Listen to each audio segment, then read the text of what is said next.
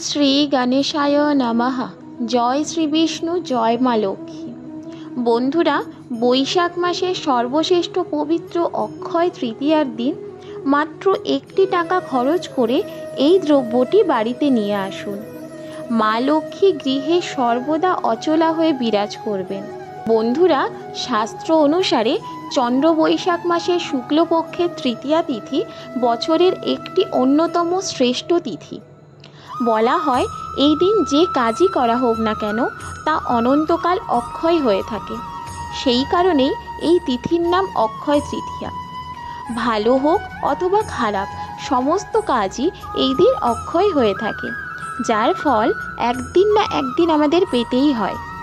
সেই কারণে বন্ধুরা, এই পবিত্র অক্ষয় তৃতীয়ার দিন আমাদের স্নান, দান, ধ্যান, জপ ও মা লক্ষ্মীর প্রতীকস্বরূপ বিভিন্ন দ্রব্যের কেনাকাটার কথা বলা হয়ে থাকে। বলা হয় পবিত্র অক্ষয় তৃতীয়ার দিনে যদি এই সকল দ্রব্যের মধ্যে অন্তত একটি দ্রব্য আমরা বাড়িতে নিয়ে আসি, যদি এই কাজটি সম্পন্ন হয় তাহলে গৃহে মা লক্ষ্মী সর্বদা অচলা হয়ে বিরাজ করেন।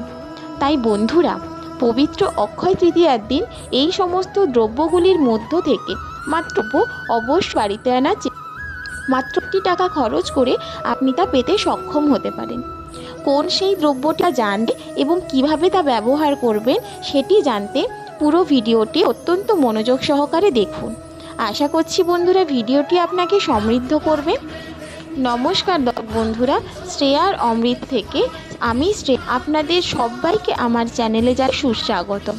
বন্ধুরা, অক্ষয় তৃতীয়ার দিন বলা হয় যে কখনোই খালি হাতে বাড়িতে ফিরতে নেই।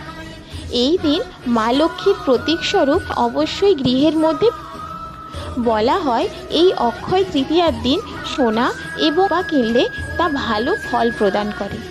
কিন্তু বন্ধুরা, সোনা বা রূপার ক্ষমতা আমাদের অনেকেরই হয়তো থাকে না। তাই বলে কি মা লক্ষ্মী আমাদের ঘরে বিরাজ করবেন না? তা কিন্তু নয় বন্ধুরা।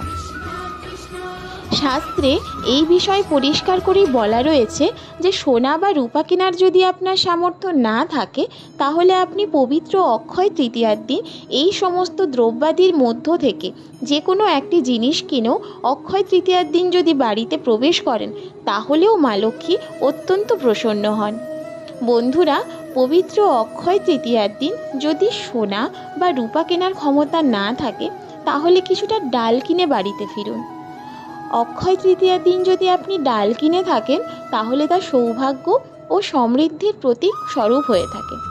তবে এই ডাল কখনোই কিন্তু যেন কালো ডাল না হয়, সে বিষয়টি অবশ্যই খেয়াল রাখবেন।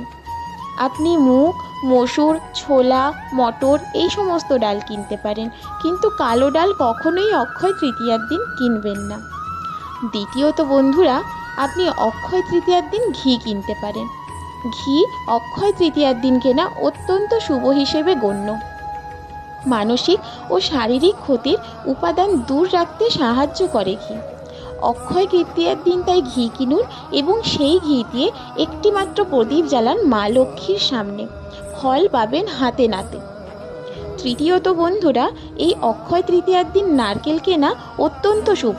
নারকেলকেও মা লক্ষ্মীর প্রতীক হিসেবে গণ্য করা হয়। তাই যদি সম্ভব হয় অক্ষয় তৃতীয়ার দিন একটি নারকেল ক্রয় করুন এবং সেই নারকেল দিয়ে নাড়ু প্রস্তুত করে মা লক্ষ্মীর উদ্দেশ্যে নিবেদন করে সকলকে প্রসাদ হিসেবে বিতরণ করুন। দেখবেন এতে মা লক্ষ্মী অত্যন্ত প্রসন্ন হবে। বন্ধুরা, এই দিন যদি সবুজ শাকসবজি কিনতে পারেন সেটিও কিন্তু অত্যন্ত শুভ হিসেবে বিবেচিত। জ্যোতিষশাস্ত্র মতে এই সবুজ পাতাওয়ালা সবজি অর্থেরই প্রতিরূপ। তাই এই দিন যদি সম্ভব হয় সবুজ শাকসবজি বাড়িতে আনুন, দেখবেন এতে গৃহের মঙ্গল হবে। বন্ধুরা, আপনি এই অক্ষয় তৃতীয়ার দিন মা লক্ষ্মীর প্রতীক স্বরূপ চাল বা অন্য কোনো দানাশস্য কিনে আনতে পারেন। নিজের পক্ষে 1টি বা 2টি টাকা খরচা করে আপনি সামান্য পরিমাণ যবের দানাও যদি বাড়িতে আনতে পারেন তাতেও কিন্তু মা লক্ষ্মী অত্যন্ত প্রসন্ন হন। বন্ধুরা, এই দিন বার্লি এবং যবের দানা কেনা অত্যন্ত শুভ হিসেবে গণ্য করা হয়, কারণ মানুষের সৃষ্টির প্রথম খাদ্য হিসেবেই গণ্য করা হয়েছিল এই যব ও বালিদানাকে। সেই কারণে জবকে ভগবান শ্রী বিষ্ণুর প্রতীক হিসেবেও গণ্য করা হয়। তাই সমস্ত ধর্মীয় আচার অনুষ্ঠানে জবের দানা ব্যবহার করা হয়। তাই যদি সম্ভব হয় মাত্র 1টি বা 2টি টাকা খরচা করে আপনি কিছুটা পরিমাণ জবের দানা এই দিন বাড়িতে নিয়ে আসুন। দেখবেন এতে ভগবান শ্রীবিষ্ণু ও মা লক্ষ্মীর আশীর্বাদে আপনার ঘর ও সংসার সর্বদা পরিপূর্ণ থাকবে। কখনোই আপনার গৃহেতে কোনো প্রকার অভাব দেখা যাবে না। বন্ধুরা, এই দিন বাড়িতে যে দ্রব্য সামগ্রী আপনি কিনুন না কেন, সেই দ্রব্য সামগ্রীর মধ্য থেকে অবশ্যই কিছুটা পরিমাণ সামগ্রী অপরের উদ্দেশ্যে নিঃস্বার্থভাবে দান করুন। এই দান পরম অক্ষয় দান হিসেবে লেখা থাকবে। বন্ধুরা, কোনো দুস্থ মানুষ, কোনো সাহায্য প্রার্থী মানুষ, কোনো অভুক্ত মানুষ অথবা কোনো পশু পাখির উদ্দেশ্যে আপনি এই দান করতে পারেন। বন্ধুরা, এই বছর যেহেতু অক্ষয় তৃতীয়া শুরু হচ্ছে আগামীকাল 22শে এপ্রিল শনিবার সকাল 4:16 থেকে, সেই কারণে এই অক্ষয় তৃতীয়ার দিন সব থেকে গুরুত্বপূর্ণ কাজ হলো দান করা। তাই বন্ধুরা, অক্ষয় তৃতীয়ার দিন খালি হাতে বাড়িতে না ফিরে কিছু সামগ্রী অবশ্যই যেমন বাড়িতে নিয়ে আসবেন, ঠিক তেমনই উক্ত সামগ্রীর মধ্য থেকে আপনার সাধ্য ও সামর্থ্য মতো কিছুটা পরিমাণ দ্রব্য সামগ্রী অবশ্যই এই দিন দান করুন। যদি কোনো দ্রব্য সামগ্রী ক্রয় করে দান নাও করতে পারেন, তাহলে অবশ্যই পারলে এই দিন সামান্য জল দান করুন। তাতেও এই দান পরম অক্ষয় দান হিসেবে গণ্য থাকবে। এই প্রসঙ্গে আপনাদের জানিয়ে দিই যে এই অক্ষয় তৃতীয়া যে সমস্ত দ্রব্য সামগ্রী কেনার কথা বলা হলো, উক্ত দ্রব্য সামগ্রী অবশ্যই আগামী 16ই বৈশাখ 30শে এপ্রিল বুধবার সন্ধে 6:12 পূর্বেই ক্রয় করার চেষ্টা করুন।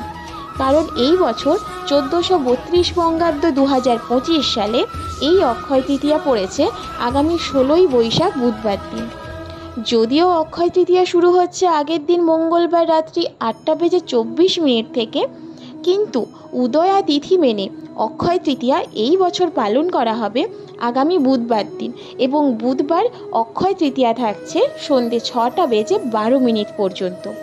তাই অক্ষয় তৃতীয়ার পূজা অর্চনা, কেনাকাটা, ব্রত, উপবাস যাবতীয় নিয়মবিধি আপনি বুধবার দিন সম্পন্ন করবেন এবং বুধবার সন্ধে 6:12 পূর্বেই তা সম্পন্ন করবেন।